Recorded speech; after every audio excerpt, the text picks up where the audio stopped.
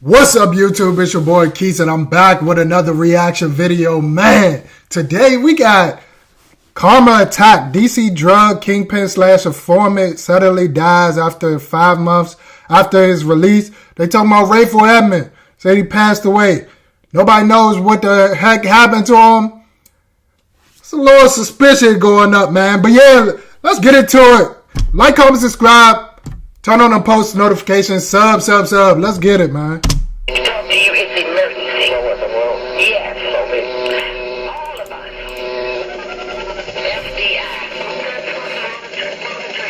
FBI. Drug ring trial in Washington. 24-year-old Rayful Edmond convicted of running a $2 million a week cocaine crime outfit in the nation's capital. The one-time schoolyard basketball star faces a mandatory life sentence now. 10 co-defendants, including friends and relatives, were found guilty on related charges. Security. What'd he say? $2 million a week? Some people don't even make $1 million in their lifetime. $2 million a week is crazy. Come on, cuz. Surrounding the trial was unusually tight. Names of the jurors were kept secret even from the judge and lawyers to guard against possible reprisals. Just about everybody inside the jail in some way, shape, form, or fashion is dealing in drugs, either directly or indirectly. He was caught and 2 years ago struck a deal with the feds. Ever since, he's been telling them exactly how he pulled it off. In some ways, he's like the Babe Ruth of crack dealers. My mother always wanted a nice big house, so I wanted to be able to buy that for her one day. She always wanted a Mercedes. I wanted to be able to buy that for her. This is your watch. Yeah, it used to be my watch. Used to be your watch. Yeah. The government now has this watch. Yeah, the government owns it now. How much did this watch cost? Close to $100,000. Was this typical of what you would buy when you were... Typical things that I would buy when I was home. Well, you were fancy. Yeah, I was real jazzy. Yeah, I like, try to have a lot of class. Sometimes we could do all the reporting in the world. Fool. Imagine that. You looking at your old watch and you don't got nothing now. They done took everything, Slim. Hopefully, he stashed some money that they can't find, but it's like, I don't know, fool. They was probably getting so much money, like, hopefully bruh has some money hidden. If he is dead, it don't matter now, but yeah, we'll see. Give all the public facts, but the truth of the matter is only God knows. And this one of those situations. Now, of course, that preview I just showed you guys was from the previous video that we did on Rayful Edmonds. A man who did 30 plus years to come home to now find himself deceased just 6 months later. But here's the thing, fam. A lot has changed and went on since he's been released. Remember, he released this viral clip. Better than ever. Yeah. I'm back better than ever.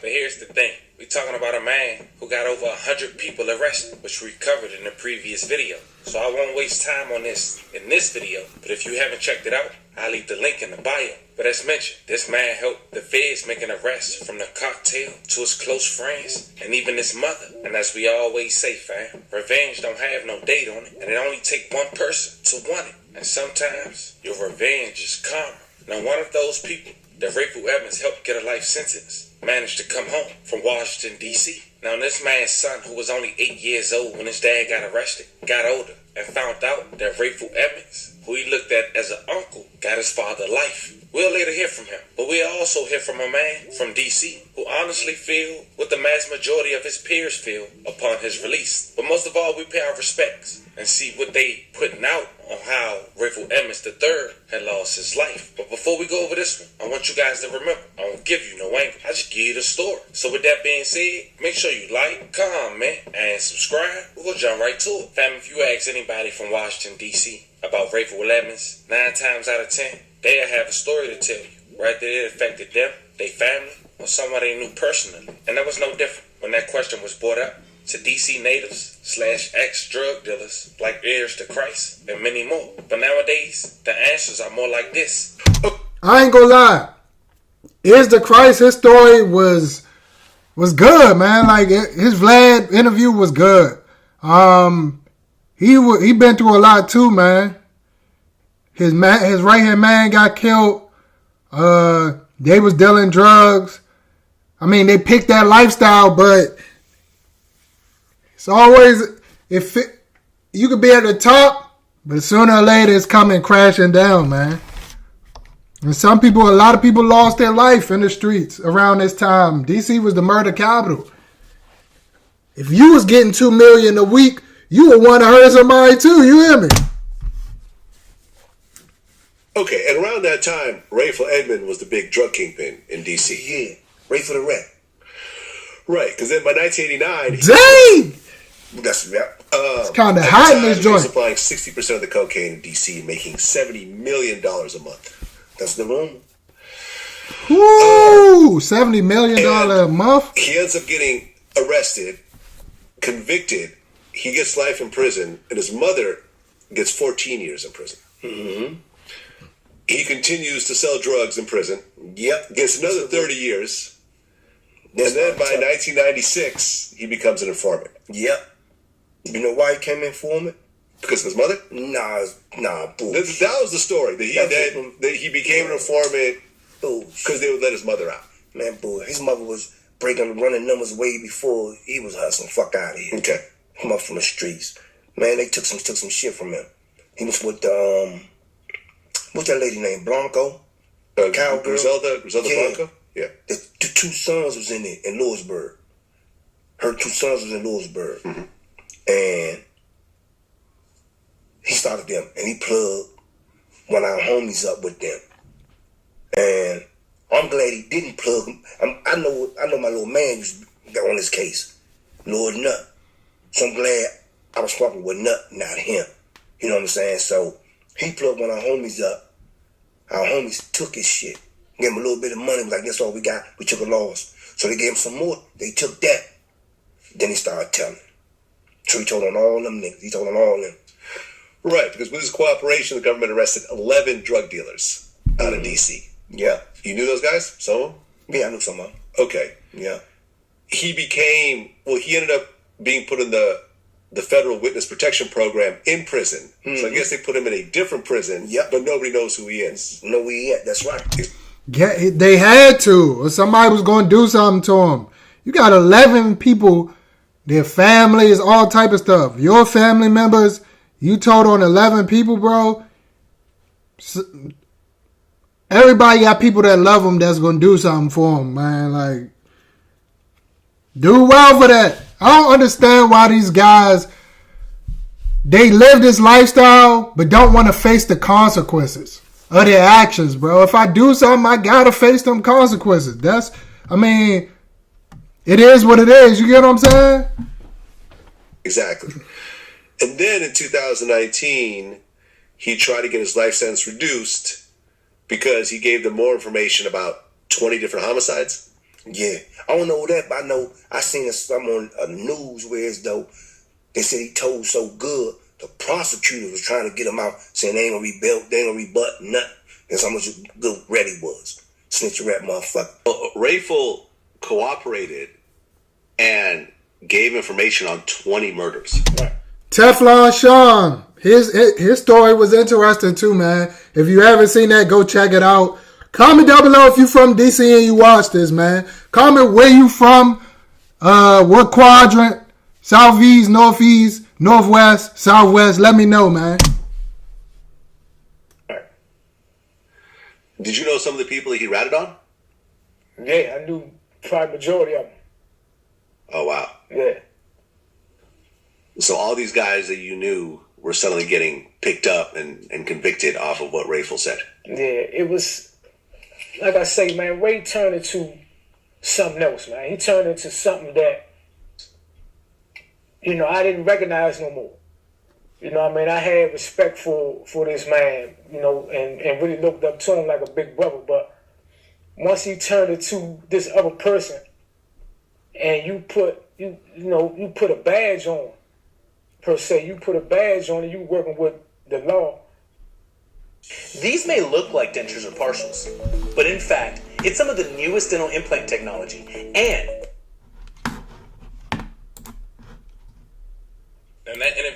Hey, go ahead and get y'all some gums, some new gums and new teeth. You hear me? Go ahead and get you some, bro. 24th, 2022. But a year later, a well-known ex-drug dealer named Tony Lewis would come home. 15th, 1989, more than 24 people were rounded up in D.C., accused of running a massive crack cocaine operation in the region, including Tony Lewis Sr., his last day as a free man, until now, 34 years later. So you have this sentence of life without... Slim, 34 years of your life is gone. 34 years of your life is gone, but they probably lived, within the time they was out getting money, they probably lived a lifetime's worth.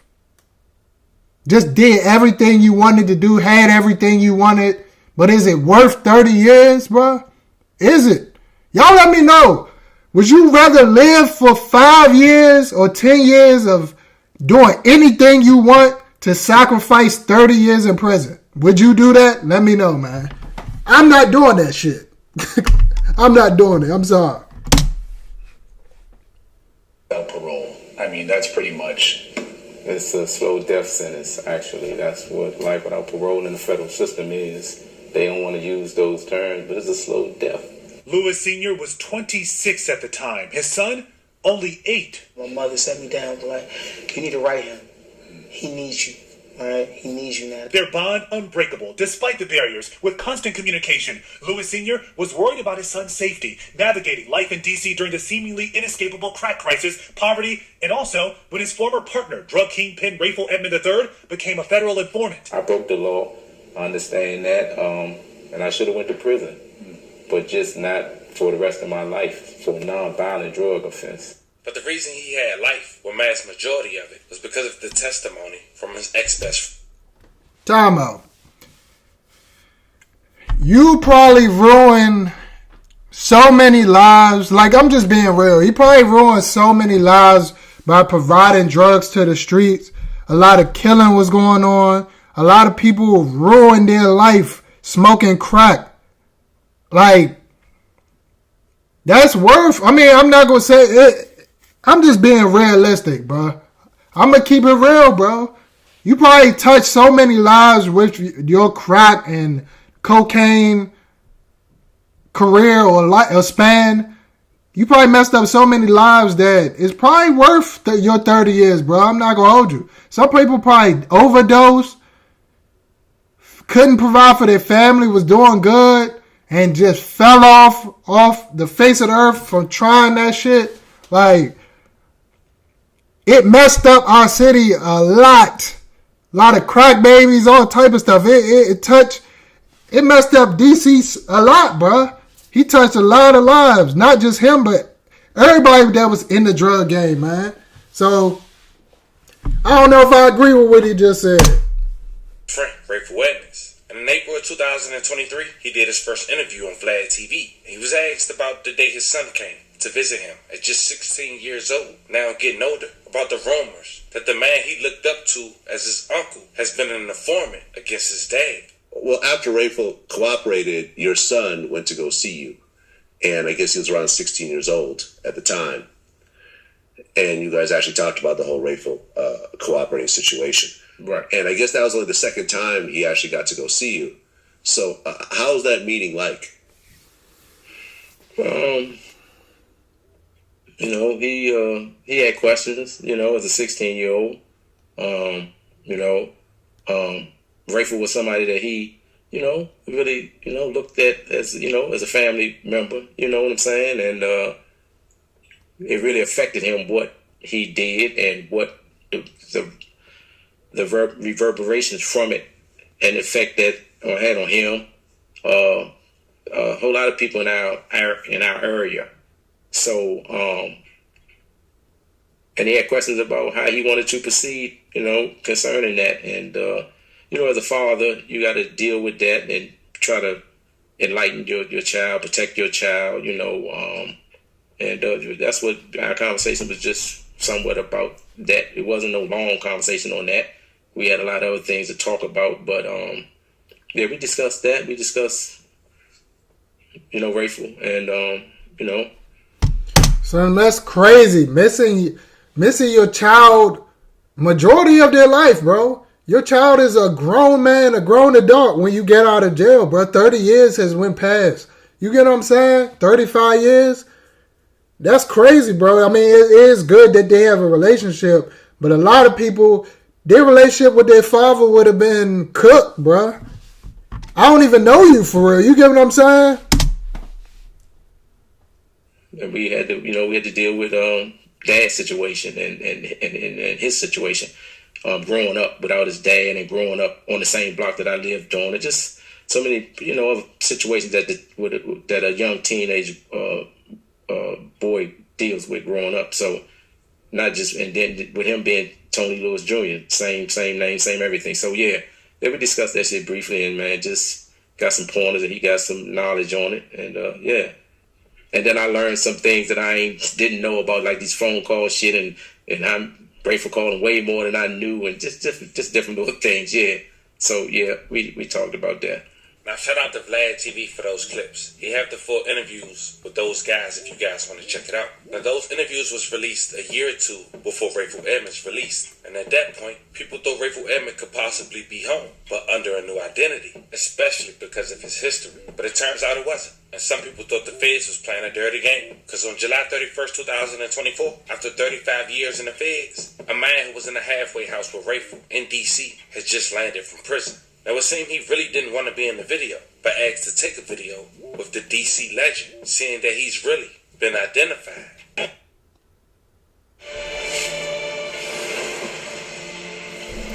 if you look into the darkness, better than ever. Yeah. I'm back better than ever. But that video wasn't received well, so the feds decided to take Rayful Edmonds to a halfway house in Tennessee. Welcome back. DC's.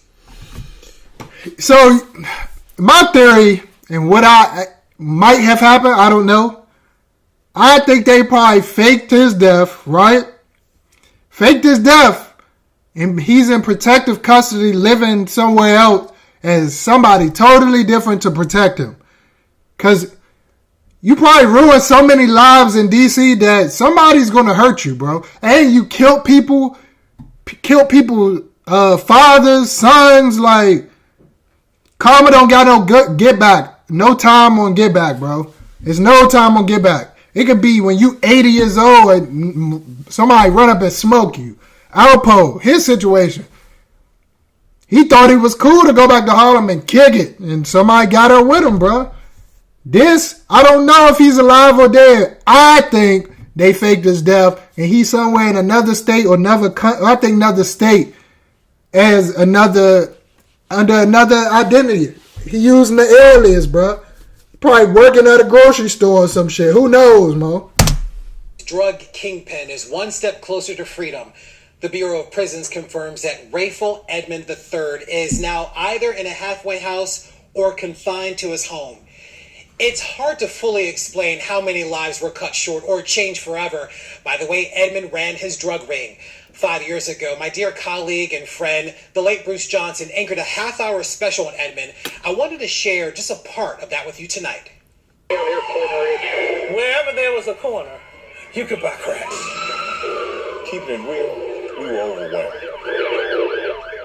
When the crack epidemic hit, the DC Police Department wasn't ready for it. When crack was the hustle here in the nation's capital back in the 1980s, nobody, absolutely nobody, worked harder than Rayful Edmond III. In court, prosecutors said Edmond's enterprise brought in several hundred kilos of cocaine per month. It's believed that at its peak, his crack empire was allegedly taking in as much as $300 million per year. It was hell for a minute. Here, there was nonstop drug dealing, slingers on the street 24/7, and you had violence that would break out as young men and teenagers fought for turf. 24-year-old Rayful Edmond reportedly controlled as much as 60% of the crack market in D.C. He reportedly had more than 150 people on the payroll at one point. Rayful was never accused of murder, but no fewer than 30 slayings were blamed on his associates. The wars over crack territories helped send the district's homicide rate through the roof. 400 per year, earning the city the dubious title of murder capital of the world. That was Bruce. But then suddenly, December 17, 2024, just a week before Christmas, the FBOP confirms that Rayful Edmond had passed away from an apparent heart attack at the halfway house, I'm assuming. A family member had commented under a post and quoted he was working out and had a heart attack while working out. May he rest in peace and love condolences to his family. It's hard to confirm this nowadays. With so many enemies and even the police, you never know if this truly how he lost his life. Fam, it's time for you guys to let me know how you guys feel about this one in the comments. This was the story of an ex-drug dealer who at one point in time controlled 30% of the drug market in the DC area, who managed to come home to only lose his life 6 months later. Man, comment down below. Do y'all think he dead, or is he under alias in another state or something? Protective custody. I don't know, man. Let me know what y'all think in the comments, bro. Let me know what y'all want me to react to next, and I got y'all. I'm about to get out of here. Sub up, man. We got to get to this road to 1K. We got to get to 1,000, bro. So sub now, man. If you watch this, sub now. If you watch to the end of the video, I appreciate you, man. Comment consistent game, boy. Because it's consistent keys, man. I'm about to get out of here, y'all. Peace.